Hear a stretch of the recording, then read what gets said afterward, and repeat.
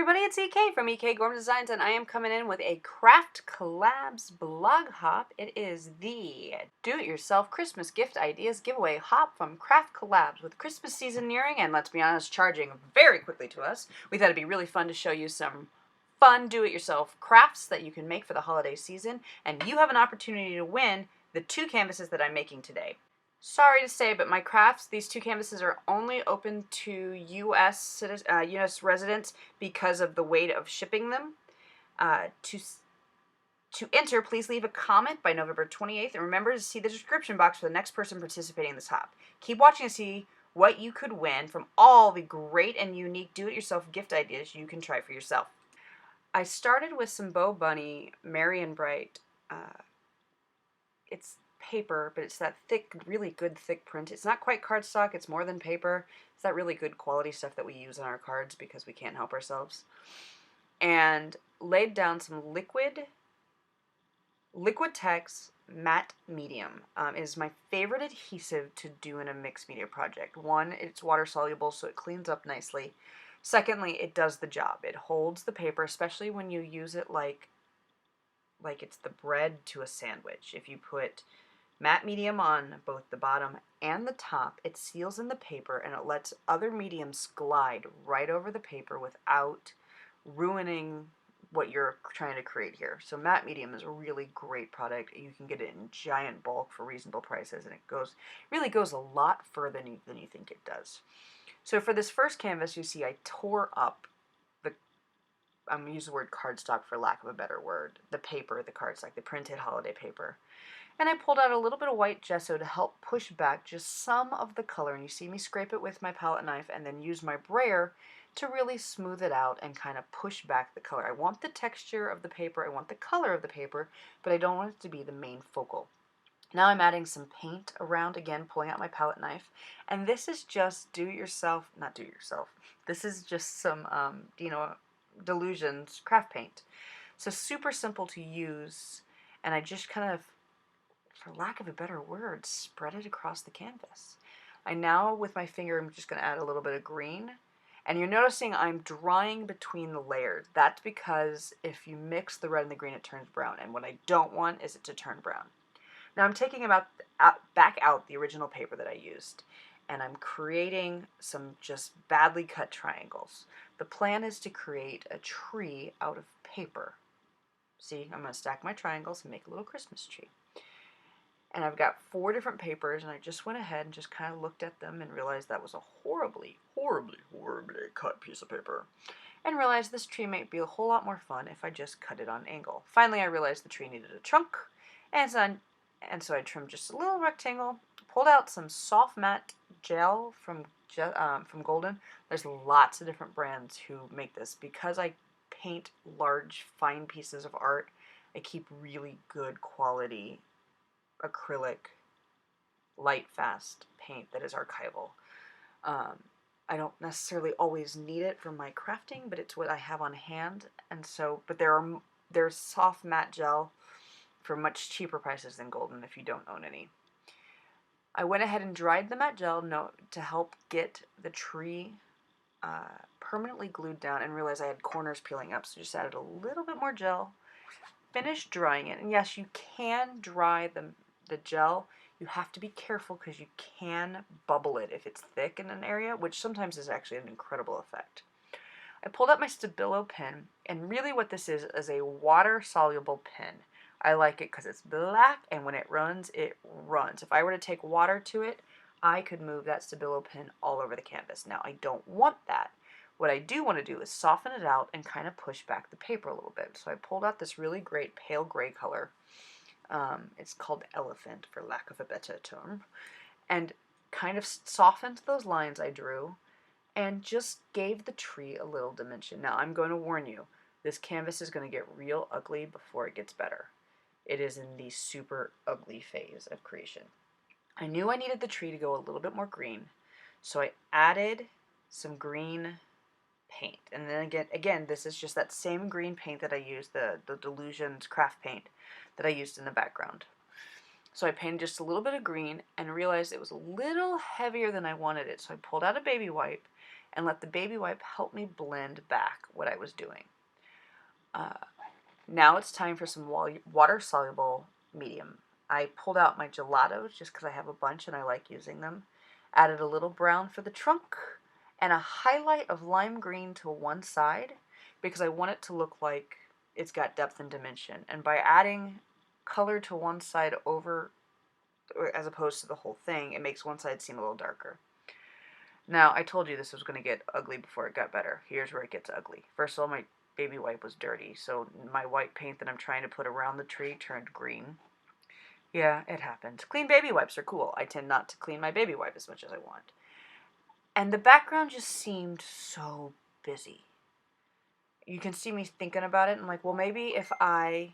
Oh, excuse me, as my whole world just starts buzzing. Maybe if I add some orange around the tree, and I meant to grab red, what I grabbed was blood orange, which is kind of the same thing. Maybe I can pop the color up. No, that didn't do it. So now it was time for me to see if I could push back the background without erasing all the work I'd done in the background. So I pulled back out the gesso and covered the background in some white ink, which actually I think worked really nicely. And it looks a little heavy here, but that's where I'm going to pull my wet wipe back out again. So I got the white all background, and then just carefully pulled a little bit of the gesso up so you could see that there's stuff under it, but the stuff under it wasn't the focal. I'm now going to seal in all that water-soluble all that water-soluble mediums with Mod Podge. And before I got there, I realized I wanted to re-Stabilo my tree. I like how Mod Podge and Stabilo sometimes blur each other out and create a haze effect. And I tend to like a little Stabilo on my focal image right before I put Mod Podge on. With Mod Podge, I never heat set it. You can, I don't do it. I let it air dry. And then I wanted some crackle on this particular canvas, so I pulled out my Tim Holtz Distress Crackle and just added it to the corners or around kind of the edges with a palette knife. You can see there's not a whole lot of rhyme and reason, but I let this one air dry again. This one I'm told you can heat set, I've just never done it. To just kind of finish the tree and clean it up, I pulled out my Pitt Big Brush markers. They add colors. This is India ink inside the markers, and the cool thing about these markers is once this ink dries, it dries permanent because it's India ink and not a water-soluble ink. So while I have a little bit of time to move it around, I definitely have the opportunity, or once it's down for good, which is great because I can move it, and as you can see, I'm kind of moving it over the crackle, so it slips into the cracks a little bit, and the crackle just shows up a little bit better. But once this all dries, it doesn't matter how much water you throw on the canvas, it is not moving. Now, I don't plan to throw water on the canvas, but I'm just saying you can. I wanted a few snowflakes stamped into the background, so I pulled out this old I want to say it's Stampendous stamp set, and 3 different colors of archival ink, so it's a nice permanent waterproof ink, and just kind of stamped some random snowflakes in the background, and I thought it added a nice effect to the whole thing. Then my tree needed a few ornaments, so using my Nuvo drops, I just added some drops. What I like about these drops is I knew they were going to dry clear, so it will have that glassy look that really cool old ornaments can have. I realized it needed just a few more, so this time I added a little glitter drop, which also will dry clearish, and I think it has kind of a cool effect. There you go. There's the first canvas for today's do-yourself gift. This one's a little bit more grungy, especially if you get a house full of boys. The boys might enjoy a little bit more grungy look. My second canvas is going to go girly, girly pink. I pulled out the American Craft Merry and Bright Christmas paper stamp set. It's again that really good thick quality printed paper that's not quite cardstock, but definitely not print, just like paper. And this time, instead of tearing everything up, I pulled my paper trimmer out and cut everything into an assortment of squares. I really thought it'd be fun to have a nice, more clean-cut, uniform look than I did in the first canvas where everything was torn up. So I have a pile of different colored pink and red holiday papers. And once again, I'm starting with that matte medium. There is no joke when I say this is my first layer always, is matte medium with paper. And I just took the squares that I have assembled here and started laying them onto the canvas. Then I realized I needed to make my sandwich of glue, and things got moved around a little bit, and life was a little less perfect or more chaotic than I had hoped, but it worked. So there we go. I'm getting everything glued down one piece at a time. I've sped this way up because I ended up fiddling with things much longer than I should have, and of course then had glue running all over the place, and my mat wasn't protected. Yeah, chaos. I had a little chaos. But chaos sometimes creates really cool things, and in this case, I really like how the layout turned out. So all I'm doing is using that glue as a sandwich. Glue on the bottom, glue on the top, and I just kept pushing around trying to find papers that fit into the holes I needed them to fit into. There we go. I had one last little piece, and that's the one non-squarely cut perfect piece of paper because I tore it, and at this point I was so over gluing that I was like, done! I let it air dry the same way. I let this one air dry just because there's so many layers of paper, I needed to let it air dry. And then pulled back out my Stabilo pen. Now this time there's so many papers in the background, I didn't want to create a tree out of paper, so this time I just kind of freehand drew one.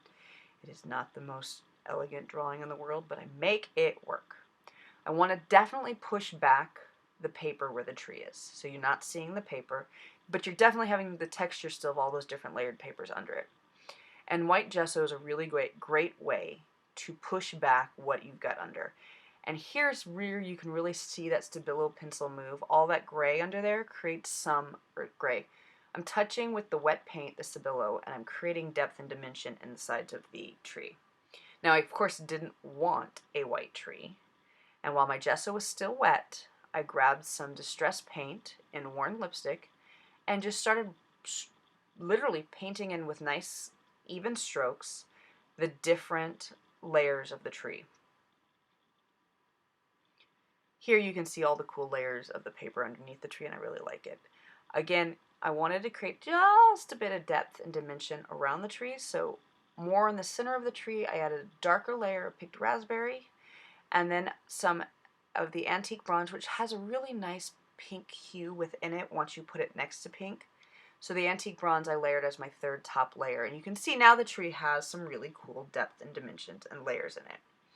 I decided to use a different type of water-soluble medium for this canvas. So I pulled out my distress crayons, which never seem to get enough use even though I love them, and literally blended around each square. That's it, blended around each square, and then I took a darker red and blended around the whole canvas, using the sweat and natural moisture of my finger to move around the distress crayon.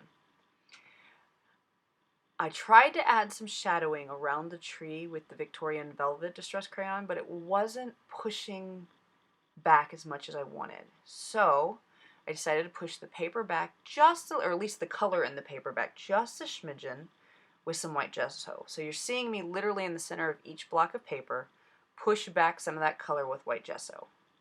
And I really, really, really like how this ended up looking. It made the whole thing seem just a little bit more pink. Pulling back out my Stabilo pen, I retraced the lines of my tree so it has a nice ferny tree look, and again put on a layer of Mod Podge. I apologize for me fighting my lid. I should have gotten rid of the paper. Anyway, long story short, I fixed the problem and added a layer of Mod Podge. Again, I'm going to let this air dry, because not letting it air dry, I don't know, I've never tried to heat set Mod Podge, and I'm not about to start trying, because what if it ruins things? I pulled back out my big pit pen and then added way too much color to the tree. I always forget how saturated this purpley color is. Little dots were all I needed. I wanted one side of the tree once again to be heavier in color than the other. This little pen isn't a big pit brush, but it's still a pit marker and has the exact same India ink inside of it. It's just a smaller nib, and it's the only bright pink I have in the pits. I also pulled out my black pen and around the edges just kind of added a little bit of a black rim to help ground the whole canvas. It kind of started to feel like it was floating away from me, and the black around the edges helped. I pulled out the white and added little dots of white highlight to the non-darkened edge, just so I had that nice contrast between dark and light, and the whole thing starts to feel round. To add pretty decorations to this tree, I pulled out my Nouveaux again.